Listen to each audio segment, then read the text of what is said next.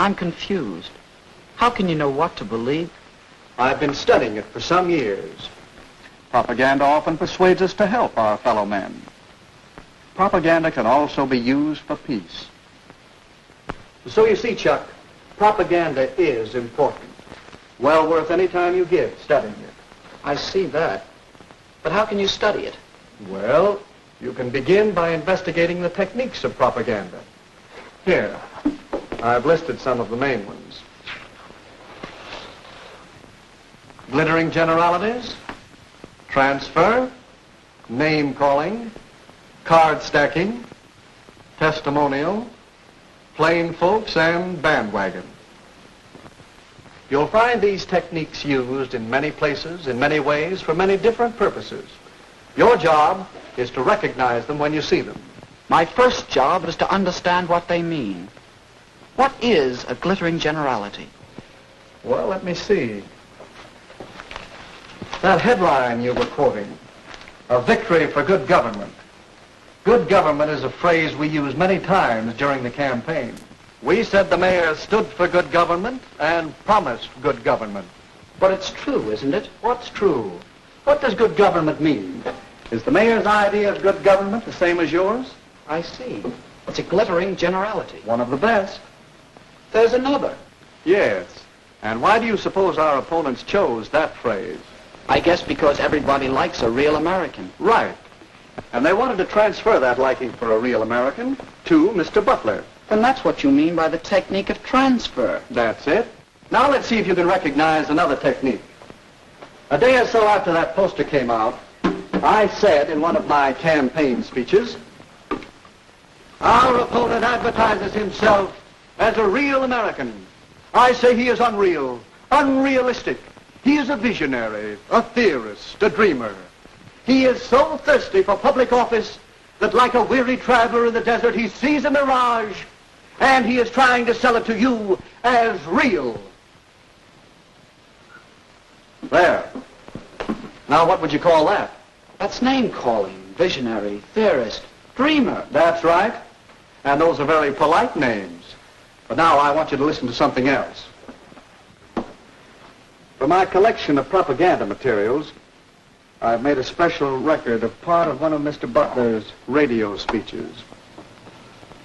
Mayor Cooper asks that he be judged by his performance in office.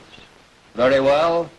Let's ask him who was mayor when the municipal waterworks fell into such a state of disrepair that the whole town was without water for 2 days. Let's ask him. But no, let's not. It might embarrass him. You recognize the technique? No, I don't. It's a tricky one. Is it true about the waterworks? Partly true. That's what we call card stacking. Cooper was mayor when the pumping station broke down, but it was the men in office before him who allowed it to get into such a rundown condition, and it finally gave way before he could get anything done. I see. And card stacking is choosing some facts and leaving out others and arranging them to suit your purpose. That's the idea. Now, did you see our little campaign movie? Yes, a couple of times. Well, let's look at it again as an example of propaganda techniques. It was a testimonial, wasn't it? Yes, we used other techniques, too. See if you can spot them. Will you get the light, please?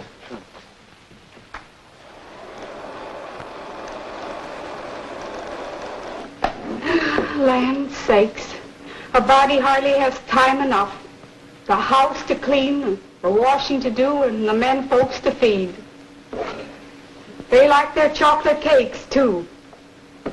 But I do want to take time to tell you that I've known Dick Cooper ever since he was knee-high to a grasshopper. He comes of a good, respectable family, just as honest as the day is long. And he knows our town. He's one of us. That's why I'm going to vote for Mayor Cooper. And all my friends are going to vote for him, too. We'll stop a minute, Chuck. Recognize the technique? That must be what you call plain folks. That's right. You'll find many versions of the appeal based on the common man, the man on the street, log cabin to president. Now let's look at the rest of the movie. Mayor Cooper. Her friends are voting for Mayor Cooper. Your Your friends are voting for Mayor Cooper. The people know what they want, and what they want is Mayor Cooper. Don't you be left behind. Get on board the Victory Special. That ending's easy to spot. It's the bandwagon. Yes, the propaganda we've been talking about is easy to detect. But a great deal of propaganda is much more hidden, much harder to detect. That's what's bothering me. Even in a small local election, there's so much propaganda. That poster, a real American. It uses a transferred device. Does that mean it isn't true? Not necessarily. Evaluating propaganda isn't that simple. Recognizing the technique is one step. Another step is to know the purpose. What is the purpose here? That's easy. To get people to vote for Butler. Yes, to persuade people that Butler is the better man, to move them to vote for him. In short, to sell Mr. Butler to the voters. You'll find that the purpose of most propaganda is to persuade people to believe something, to do something, or to buy something. All right. But it still doesn't answer my question. No.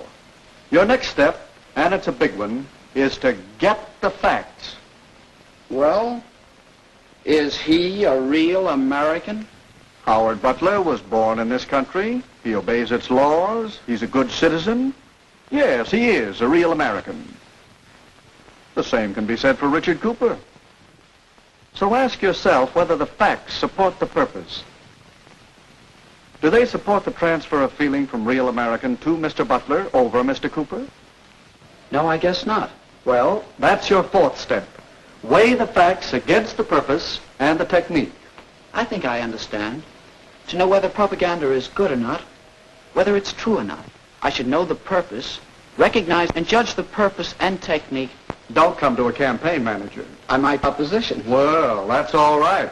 Whenever you're tracking down propaganda, get as many different points of view as you can. Do you know something? What? I think that it might be interesting to make a really serious study of propaganda.